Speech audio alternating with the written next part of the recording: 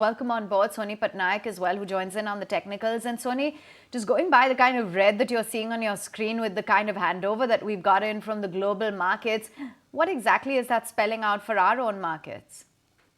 Good morning, everyone. Thank you for having me on the show. I think, yes, definitely it looks like a correction. Especially, we cannot ignore the fact that this correction was quite due in time.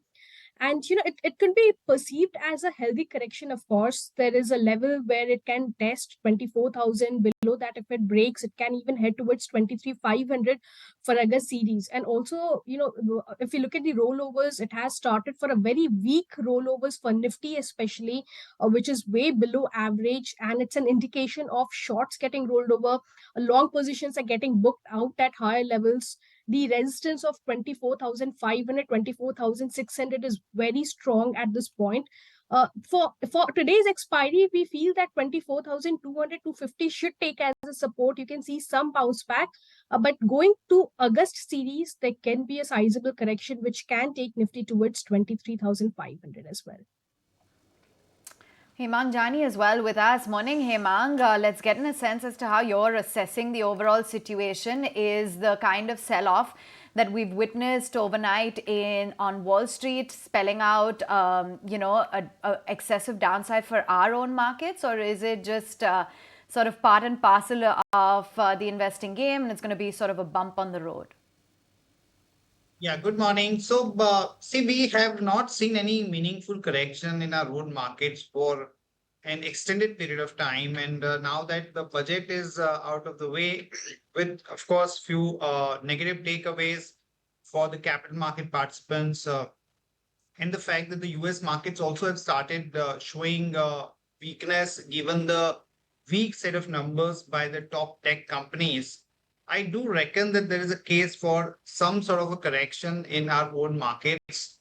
And also we are, having earning season. And when we look at the numbers, many pockets, be it banks, we select IT companies, FMCG companies, the numbers are not that great. So I think a combination of the earnings, issues, the high valuations, a global backdrop, and budget not being so positive, I think there is a case for a correction both in the index as well as in the broader market. Okay. And Hemang, hi morning. How deep could this correction be at an index level, you think? So a bit tricky, Aisha, given the liquidity, flow that we've seen over the past, couple of years. But I do think that, in a normal market, 5 to 7% kind of a correction in the index level is considered very normal.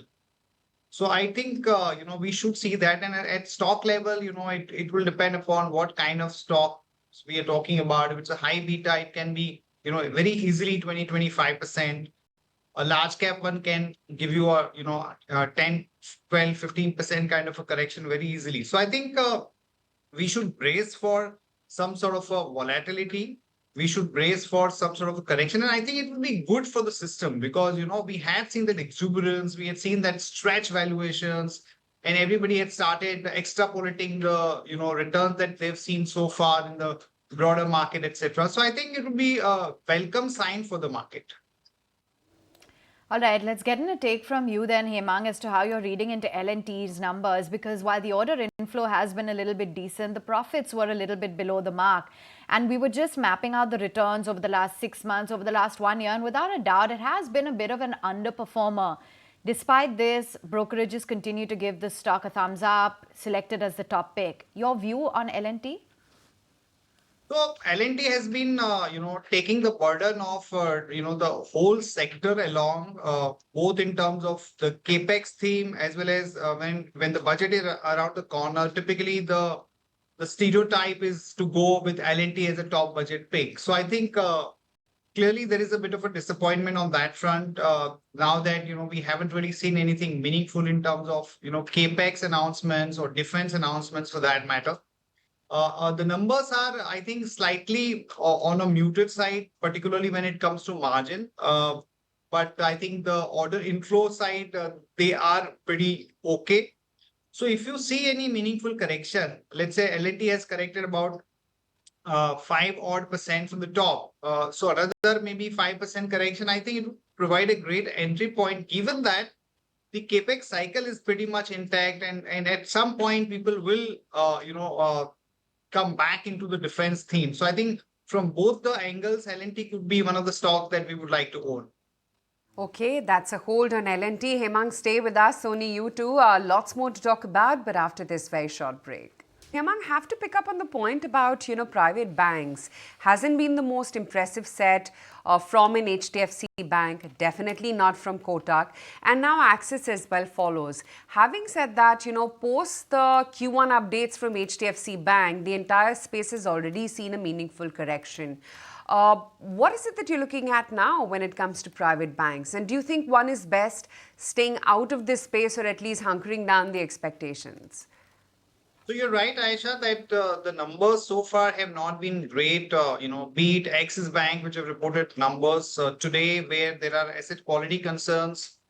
Similarly, HDFC Bank, again, not something that one would really want to get excited about, given the high base and the muted kind of a guidance that they are talking of. And more importantly, when we look at the banking sector per se, the deposit growth has been a big challenge, and you must have seen in papers that now private sector banks also have started increasing the rate, and the advanced growth numbers are not looking that good. So I do think that performance is going to be subdued, but since the sector has underperformed big time over the last 1 or 2 years, this correction can provide a good entry point, particularly for banks like ICICI, which have been consistently delivering over the last about 7, 8 quarters. I think SBI, we should watch out for the numbers, but that would be one pocket where we would be very comfortable, buying into if there is a small correction, and more so if the numbers are in line. So I do think that maybe you will have a mediocre, let's say next couple of months. But in terms of valuations, this is a sector that provide a good entry point. All right. Meantime, other newsmakers then, and stay with us, Hemang. The government in the budget has, on the one hand, reduced the capital gains tax, and on the other, has scrapped the indexation benefits for real estate. So it's interesting to understand how this is going to play out for some of the stocks like PFC and REC. Bernstein has come out with their latest note on it. Let's delve deep. We've got Snehi here with that perspective. Snehi. Well, yes. So Bernstein has come out with a very detailed note on what this announcement on real estate could do for companies like PFC, REC. Let's understand how they have related both real estate with financiers like PFC, REC. Now, like you said, Government of India has reduced the capital gains tax on real estate, but at the same time, they've taken away the indexation benefit. Now, depending on the sale or the inflation, there is a high likelihood that the tax outflow will increase for real estate investment gains. Now, there are two ways to avoid paying this tax. One is either you invest the capital from the asset sale in another real estate property, or you invest in special government 54 EC bonds, and this is where REC and PFC come into play. 54 EC bonds can be issued by only very specific government-backed entities, and REC and PFC are a part of this group of entities along with NHAI as well as IRFC. These bonds currently carry a coupon rate of just 5.25% for a duration of 5 years, as against the average cost of funds for PFC, that is at 7.4%, and cost of funds for REC at 7.1%. So if the demand for these bonds increases, they could drive down borrowing costs for both of these lenders, REC and PFC, driving up their spreads as well as their ROEs, which is return on equity. That could prove to be useful for companies like REC and PFC. So a positive note coming in from Bernstein, where they have interrelated the real estate announcement and the impact that it could have on stocks like PFC and REC. Right, okay, that's the take coming in on PFC, REC and how those stocks are likely to react. Hemang, would you have a take on PFC, REC? I think this 54 EC, bond announcement surely looks like a positive for them, given that, a lot of investors would really use this kind of a tax planning tool. So surely, I think it looks like a short-term positive. But I think having seen a massive re-rating and big up move that we have seen, I think the PSU as a theme could go through a bit of a lull, at least in the near term. So I'm not too positive, despite the fact that on valuation terms, these companies may continue to look good. There can be a good amount of dividend yield. But if at all wants to participate, it should be for a very short term kind of a play, given this announcement. But from a 6 months to 12 month perspective, I'm not too positive on some of these names. Quite interesting. Soni, what is your own take on the likes of a PFC, REC, or for that matter, some of the railway and the defense names, the more liquid ones? And do you see some maybe time-wise correction, if not price-wise, play out? I do see correction definitely. If we talk about the railway sector, then yes, there was a correction due in stocks or the entire sector. We've seen significant upside move. It's time for some healthy correction. Some profit booking can definitely take place, which is going to be in line with the broader markets. If we talk about PFC, REC individually, then they are still holding above their support. Specifically, if we just talk about PFC as an example here, as long as it continues to hold about 500, 495, which is its crucial support, it can remain in a consolidation sideways trend, between 500 to 530 or so level.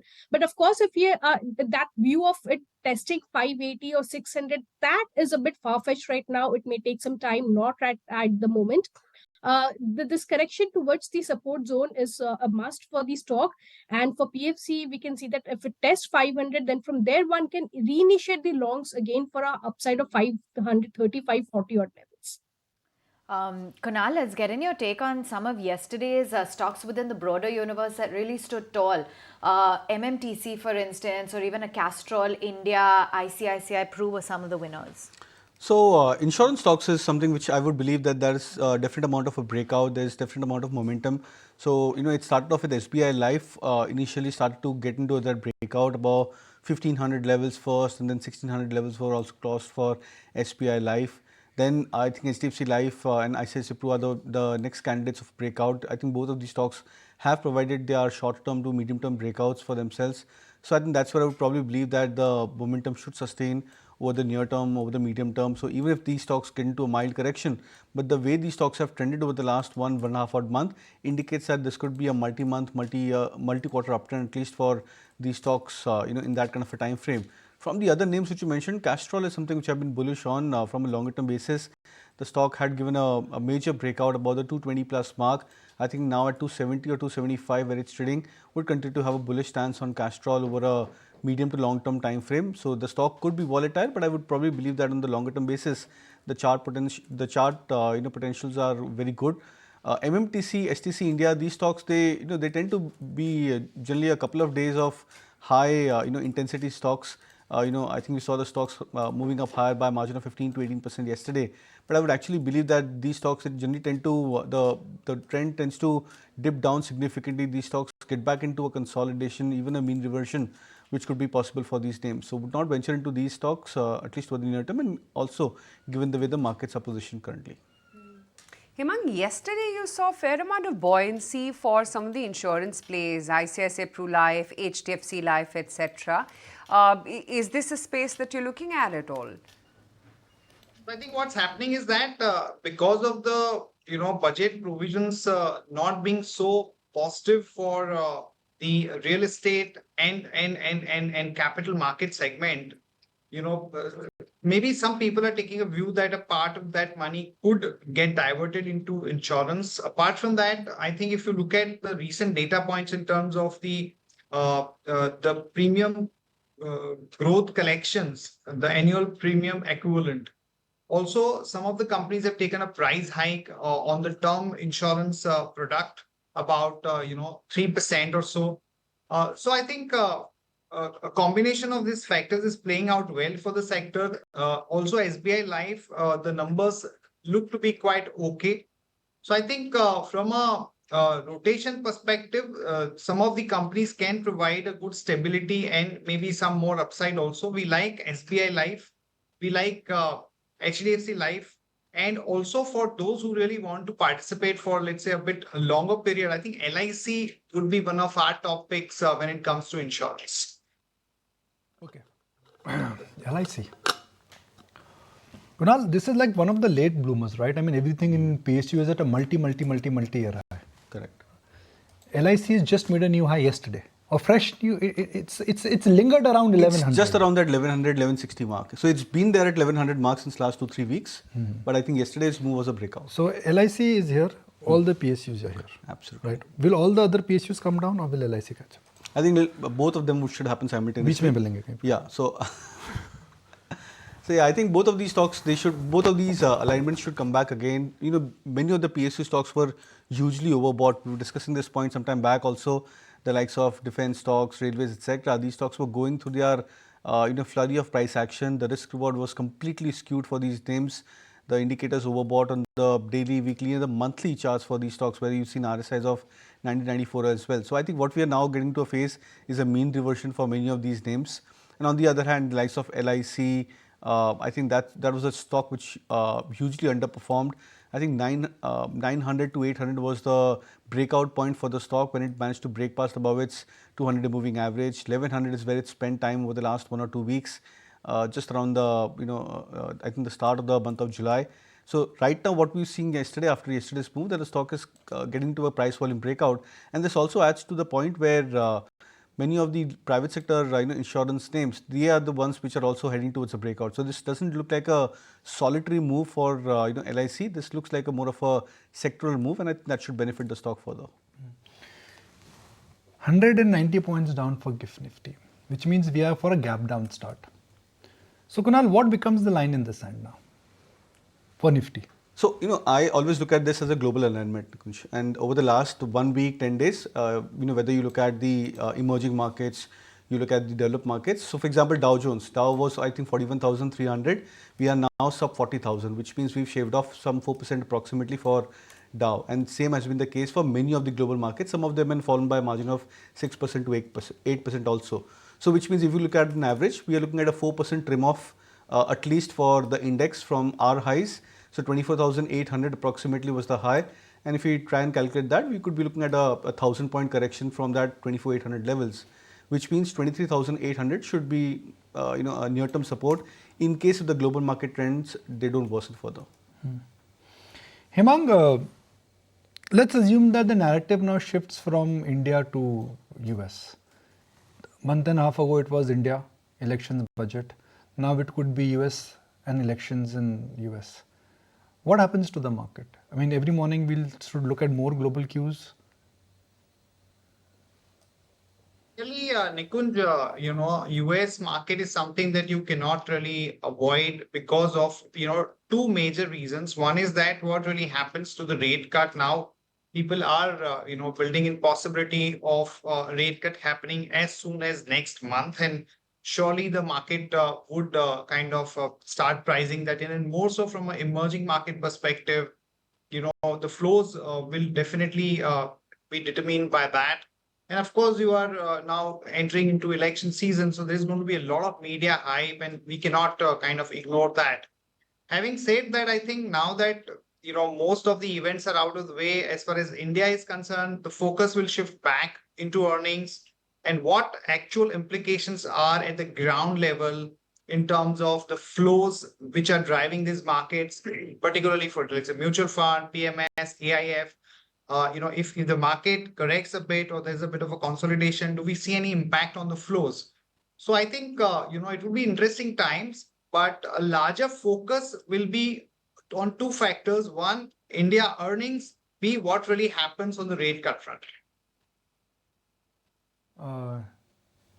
That's something which we need to look eye out for if the global cues they start deteriorating further. Soni, I'd like to draw your attention to ITC.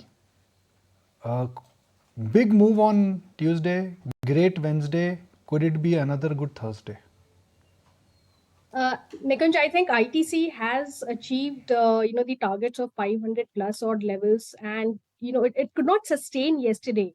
It did give that breakout in option chain above 500, but the close was below it. So I think there could be some profit booking from current levels towards 485, 470 odd levels. That's the level to watch out for, where one can reinitiate the longs.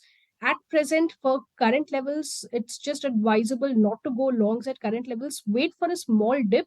Stock is strong. It has given a good breakout on a positional basis, but then that dip, that level has to be around 480, 470 levels. That's the level where one area where one can reinitiate the longs. It can bounce back again to 500, 510 levels. Kunal, is ITC now the new leader? No, ITC, I think so. We flagged off this data on the budget day also, Nikunj, Great that data, ITC Kunal. just 9 around out of 10 now becomes 10 on 10, right? 10 on 11. Yeah. So I think it's fantastic. I mean, for a large cap stock like ITC, these are fantastic numbers. So wait for the next budget, and that could be the next budget trade, right? 6 months ka best trade ITC again. It's worked very well in that context. But I think, after yesterday's move, so what happened, yesterday was a trim off for many of these FMCG names, not just ITC. So I was actually expecting that many of these FMCG stocks would go in through a mild, plateauing out after that steep run up which these stocks have shown. But it was a reversal for many of these names. If we see another, couple of days of reversal, then I would probably believe that maybe these stocks may come back to their neutral or their 20-day moving averages. But I would probably believe that what we've seen as a trend for the last 2 months, so ITC was almost at 400, 396 or 400 was the low for ITC 2 months, 3 months back. That stock has now made a fresh lifetime high, breaking past about 500 mark yesterday. So I would probably believe that these are generally signs of a new trend emerging into these stocks. You have to try and buy these stocks back again when they get back into that neutral or a mean reversion territory. All right. On that note, Hemang, going to take your leave. Thank you so much for joining in and sharing with us your thoughts. Let's get in those mid-cap trading ideas. By the way, that's pre-open rate this morning, and no surprises to see a red on your screen, down 1% for the Nifty as we speak, and for the Sensex as well, off by about 0.6%. Kunal, your mid-cap call. So there'll be a sell on Bharat Forge. That stock has been an underperformer over the last 2 months. I think 1800 was the high for the stock 2 months back. That stock is now sub 1600 levels. Still looks weak on the short term basis. So would suggest a sell with a target of 1560 and stop loss could be kept at 1610. All right, Soni, let's get in your top trade within the broader universe. It will be on Coromandel, where we've seen a good breakout yesterday above 1600 level. Provided that the gap down happens today and it's able to continue above 1610, which is a very crucial level, one can buy at those levels, keeping a stop loss of 1570 and a target of 1640, 1650 can be seen. So the stock has seen good rollovers, decent rollovers on the longer side. Plus, it has given a good option chain breakout above 1580 levels and also a good bullish engulfing candle pattern on daily chart. So the pick would definitely be come on for Coromandel as of the moment. Getting a take from you, Soni, as to what the outlook is when it comes to individual sectors. For instance, after being in the spotlight on budget day, the FMCG index succumbed to a little bit of profit booking led by Dabur, Godrej Consumer. What's your outlook on FMCG stocks? So FMCG will always come to perform whenever we see markets getting too volatile or choppy. And individual stocks, ITC, Dabur, Marico, Godrej Consumer, Tata Consumer, they have on individual levels, they've given a good breakout. They are still sustaining above those breakout levels. So maybe a small correction or a dip or profit booking towards 2 to 3% could be an ideal situation where one can reinitiate the longs. These stocks are holding on to strong support, especially in stocks like ITC. We just discussed even Dabur, if we see it's holding on to a good support. And, if it comes around the levels around, let's say, 600, 620 odd levels, and that's a good level to reinitiate the longs. Just hold on to it. And I think that this sector can be one of the top performing sectors for August series.